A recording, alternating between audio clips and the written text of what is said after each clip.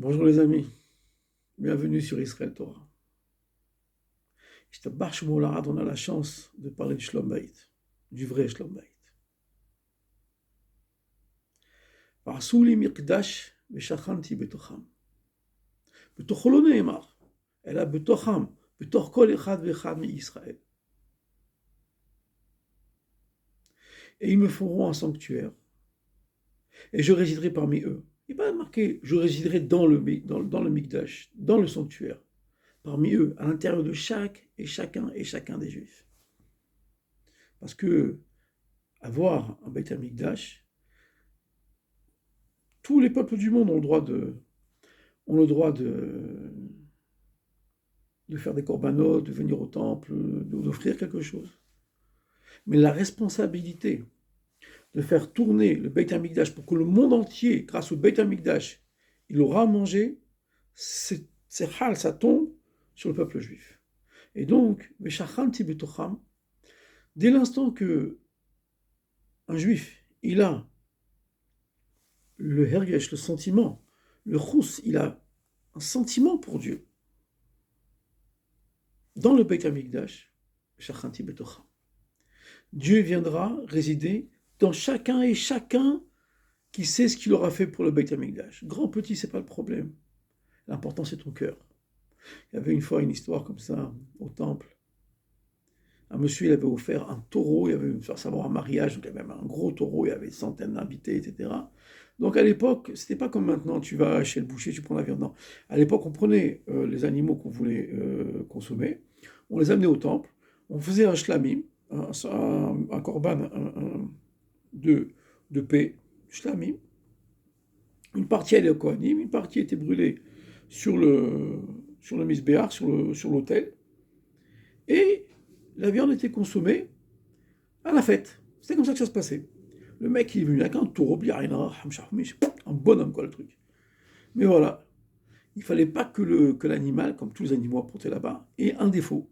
Donc on ne pouvait pas le frapper pour avancer. Il fallait qu'il vienne de lui-même, monsieur. Et il s'est bloqué. Ah, et là, tu peux pas le bouger. Ils ont essayé de pousser. Rien. Tu peux pas y arriver. Passer par là-bas, hein, un monsieur qui avait ramassé des blettes. Il comptait manger les blettes ce soir-là. Mais il a vu le beau taureau qui allait venir en corban.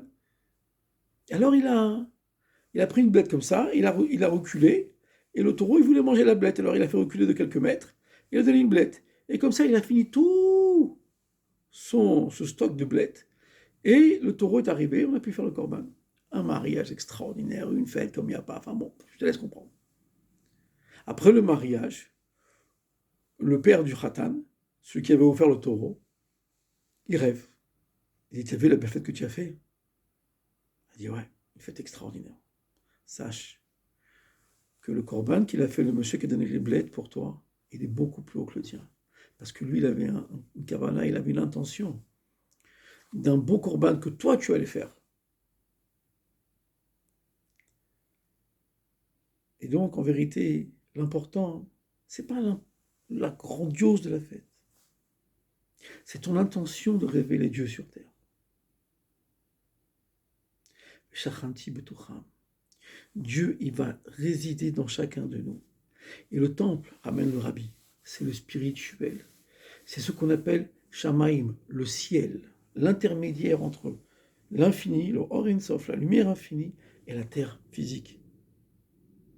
Et le spirituel, la responsabilité de bénir tous les peuples du monde, elle vient sur le peuple juif et d'Afrique quand on a un temple.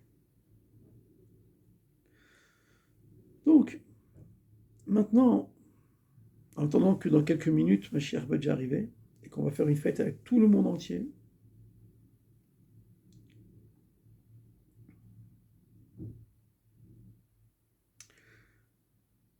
ta table, c'est un shulchan, c'est un misbeach.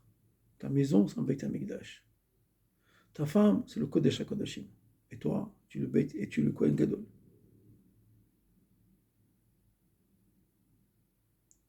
Shalom Bayit, c'est ces rendez-vous qu'on a. Shabbat, Minyan, Tfilin, Kashrut, amener les enfants à l'école. Et ta maison devient un Beit HaMikdash. Ta maison devient un temple. Et tu es le Kohen Gadol.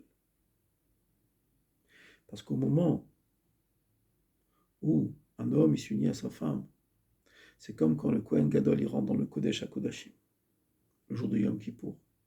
Et c'est Mechaper, ça arrange toutes les fautes.